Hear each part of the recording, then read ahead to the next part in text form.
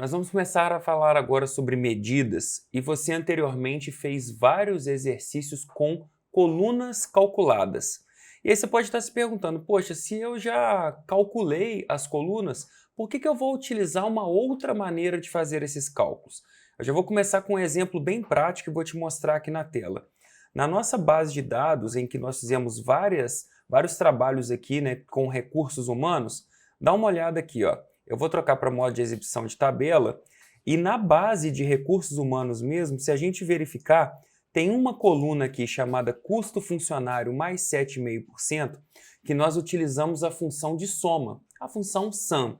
Observa que todas as linhas possuem a mesma informação, 13.039.969. O que isso significa? Significa que quando nós pegamos a coluna de soma, a coluna do custo do funcionário mais 7,5% e somamos toda ela, o Power BI nos retornou um único valor, que correto, quando você soma as informações de uma coluna inteira, você tem um resultado.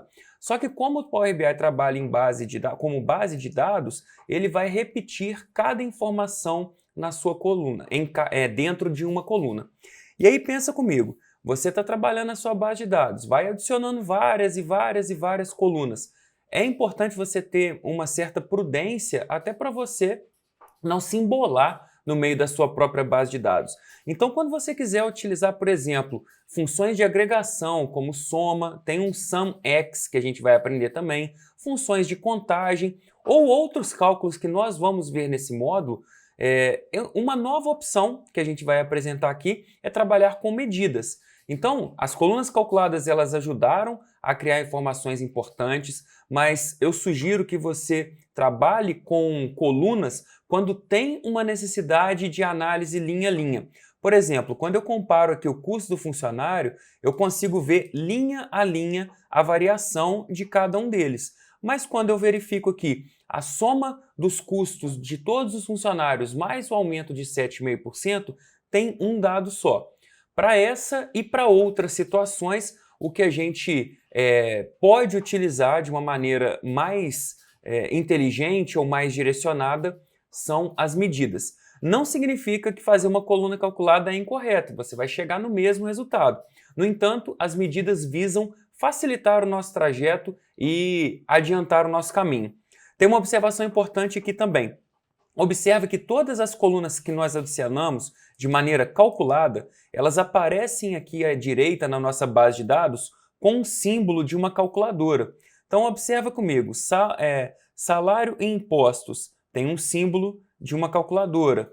Custo funcionário mais 7,5% geral também. Vocês vão perceber que sempre que nós adicionarmos uma coluna calculada, vai aparecer esse símbolo. E quando aparecer uma medida, também vai aparecer um símbolo, mas é um símbolo diferente.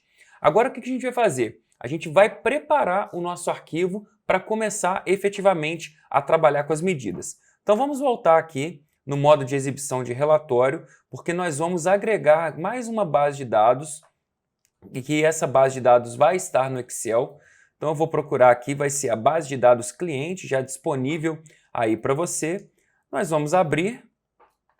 Sempre é importante você verificar nesse novo pop-up que vai abrir, selecionando aqui, ó, clientes, se a base está correta. Então a gente tem o nome do cliente, o valor do contrato anual, a quantidade de serviços, o cargo responsável e data início do contrato. Vou apertar aqui em carregar. Essa base vai aparecer para a gente. O Power BI já está compreendendo aí a nova base que chegou e ela aparece aqui para a gente. O que a gente tem de informação nessa nova base de dados adicionada? Eu vou recolher aqui a última que nós tínhamos, né? A nova base foi criada aqui. Nós temos cliente, o valor do contrato anual, a quantidade de serviços, o cargo responsável e a data de início de contrato. Está tudo configurado, depois você pode até fazer algum ajuste ou outro se necessário for. Por exemplo, em valor do contrato anual, a gente pode trocar para o valor monetário. E nessa versão do Power BI que eu estou aqui, tem um erro de nomenclatura. Pode ser que quando você estiver fazendo o curso, isso já tenha sido corrigido. Mas nessa versão que eu estou utilizando, a nossa moeda, o real, ele está real, espanhol, Brasil. Mas eu vou selecionar, é um erro de grafia, como eu falei, o Power BI ele tem atualizações constantes, então a gente fez já a alteração dessa coluna para adicionar um valor monetário.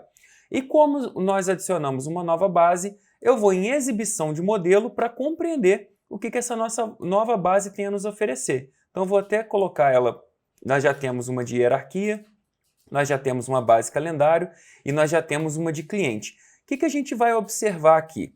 Eu tenho nessa nova base uma coluna chamada cargo responsável. E essa coluna ela tem uma relação com a coluna cargo. Mais uma observação importante, nem sempre as colunas que vão se relacionar, elas vão ter o mesmo nome. O importante é a gente comparar se as informações elas são iguais. Vamos dar uma olhadinha lá no modo de exibição de tabela. Ó. Eu vou em clientes aqui e vou verificar quais são as informações que aqui estão. Cargo responsável, AD3, F2, 5, AD2 e assim sucessivamente. Vamos dar uma olhada na nossa base de recursos humanos na coluna cargo agora. Vamos lá, vamos encontrar o cargo. Achamos aqui a coluna cargo. Então, por mais que os nomes das colunas sejam diferentes, essas informações conversam, essas informações podem ser relacionadas. Volto lá nas relações, então, e vou pegar esse cargo responsável e vou arrastar para cargo. Ele vai gerar para a gente uma caixa de diálogo porque ele quer ressaltar para a gente algumas observações. Então, primeira coisa, ele pergunta se realmente você quer relacionar a base de clientes com a base de recursos humanos e ele identificou as duas colunas que nós arrastamos. Portanto, ele está comparando aqui o cargo responsável da base clientes com a coluna cargo da base recursos humanos. E ele apareceu uma mensagem. Esta relação tem cardinalidade muitos para muitos. Isso só deve ser usado se for esperado que nenhuma das colunas contenha valores exclusivos. Por quê? Se você encontrar informações que sejam idênticas, o Power BI pode compreender que seja necessário a exclusão.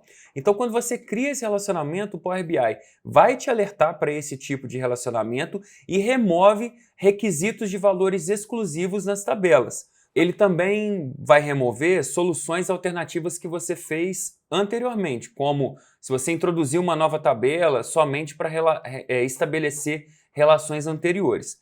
Então a gente vai confirmar essa mensagem, vai dar OK, vai ativar esse relacionamento e vai compreender que aqui nós temos uma relação de muitos para muitos. Agora a nossa base de dados está pronta para nós começarmos a calcular as nossas medidas na próxima lição.